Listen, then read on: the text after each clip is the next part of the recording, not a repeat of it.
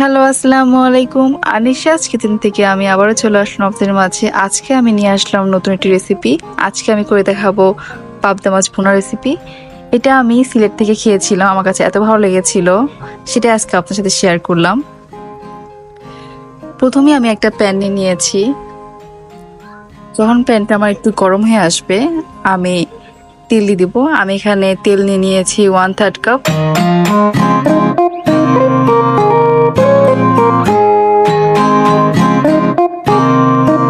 তেলটা আমার একটু গরম হয়ে আসলে আমি এখানে অ্যাড করে দিব পেঁয়াজ। আমি এখানে পেঁয়াজ নিয়েছি 1 কাপের মতন।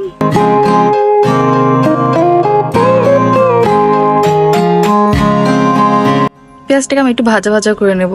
আমি এটাকে একটু ব্রাউন কালার করে নিতে চাচ্ছি, খুব বেশি ভেজে ফেলবেন না।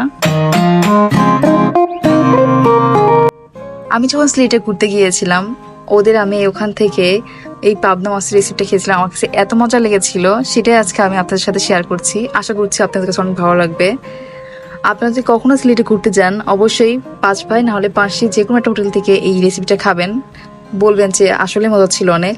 ওদের আর একটা ফেমাস রেসিপি আছে সাতক্ষীরাতে গরু মাংস। ওটাও মুখে লেগে থাকার মতন, বলার মতো না। আপনারা না খেলে বুঝবেন না।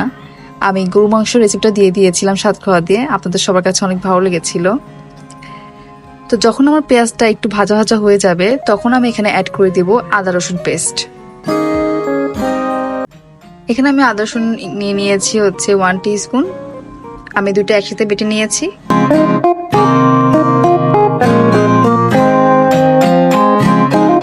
এটাকে ততক্ষণ মধ্যে ভাজতে হবে যতক্ষণ মধ্যে কাঁচা গন্ধ না চলে যায়। দেখতে পাচ্ছেন আমার ভাজা হয়ে গিয়েছে।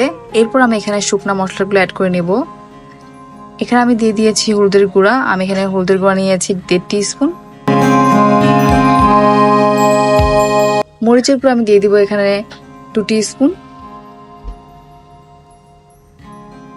আমি এখানে মরিচের গুঁড়া একটু কম দিয়েছি, কারণ আমি এখানে কাঁচামরিচ অ্যাড করব, যার জন্য এখানে একটু কম দিয়েছি। আপনারা চাইলে এটাকে বাড়িয়ে কমিয়ে নিতে পারেন, কোনো সমস্যা নেই।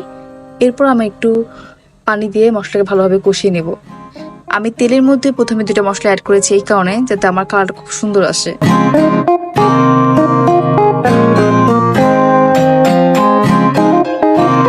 এরপর আমি এখানে অ্যাড করে দিব ধনিয়া গুঁড়া। আমি এখানে ধনিয়ার গুঁড়া নিয়েছি 1 টিস্পুন। ধনিয়ার গুঁড়োটা চেষ্টা করবেন একটু কম দিতে, কারণ ধনিয়ার গুঁড়াটা তরকারির রংটাকে কালো করে ফেলে। এরপর আমি দিয়ে দিয়েছি জিরার গুঁড়া। আমি এখানে জিরার গুঁড়া নিয়েছি 2 টিস্পুন। এটাকে ভালোভাবে কষিয়ে নেব।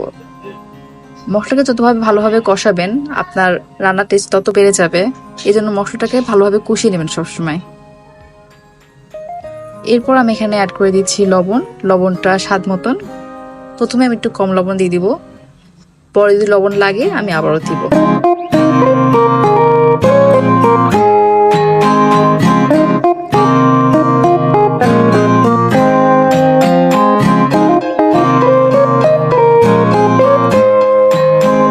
দেখতে পাচ্ছেন আমার মশলাটা প্রায় কষে আসছে। মশলা কষানো হয়ে গেলে আমি এখানে অ্যাড করে দেবো মাছ। আমি মাছটাতে আগে থেকে লবণ আর একটু লেবু মিক্সড করে রেখেছিলাম, মাখিয়ে রেখেছিলাম। মাছের মধ্যে যদি আপনি লবণ একটু লেবু মাখিয়ে রাখেন, তাহলে যে মাছের একটা গন্ধ ওটা থাকে না। দেখেন আমি মাছটা কিভাবে কেটেছি। মাছটাকে আমি আরেকবার ধুয়ে মাছটাকে আমি মশলার মধ্যে অ্যাড করে দেব। আমি পরিষ্কার করে ধুয়ে নিয়েছি, এখন আমি মাছটাকে দিয়ে দেব।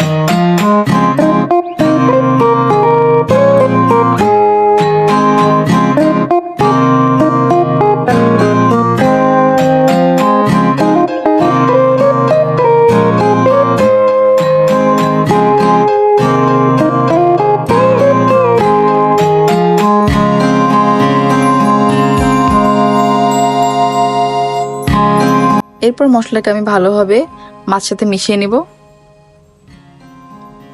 মিশানো হয়ে গেলে আমি এটাকে কিছুক্ষণের জন্য ঢেকে রাখবো। আমি এই পর্যায়ে কোনো পানি অ্যাড করব না, মশলাকে ভালোভাবে কষাবো আগে মাছটাকে। দেখতে পাচ্ছেন আমার মাছের দিয়ে অনেক পানি বেরিয়ে গেছে। এই পানিটাকে আমি আগে শুকিয়ে নিব, তারপর আমি পানি অ্যাড করব। আমি এটাকে একটু ঝাঁকিয়ে নিচ্ছি। এখানে কোনো চামচ দিয়ে নাড়াচাড়া করা যাবে না, তাহলে মাছটা ভেঙে যেতে পারে।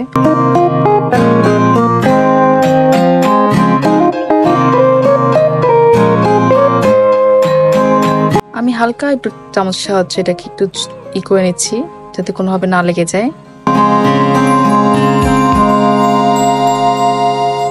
যখন মাছটা আমার ভালোভাবে কষে যাবে তখন আমি এখানে অ্যাড করে দেবো অল্প একটু পানি।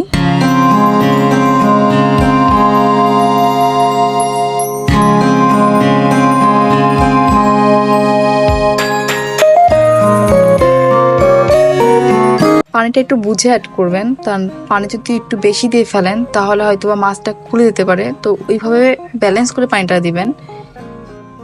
এরপর আমি এখানে অ্যাড করে দিচ্ছি কাঁচামরিচ। আমি এখানে কাঁচামরিচ নিয়েছি প্রায় 5-6টা।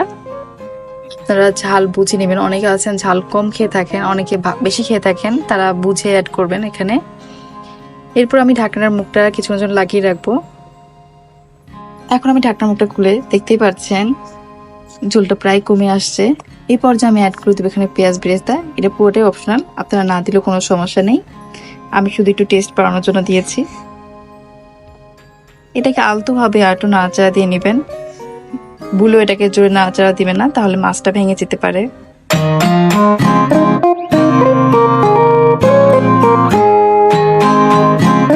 সব শেষে আমি এখানে টমেটো কুচি করে রেখেছিলাম, টমেটোটা আমি দিয়ে দিচ্ছি। দিয়ে এটাকে আমি আর একটু কষিয়ে নেব।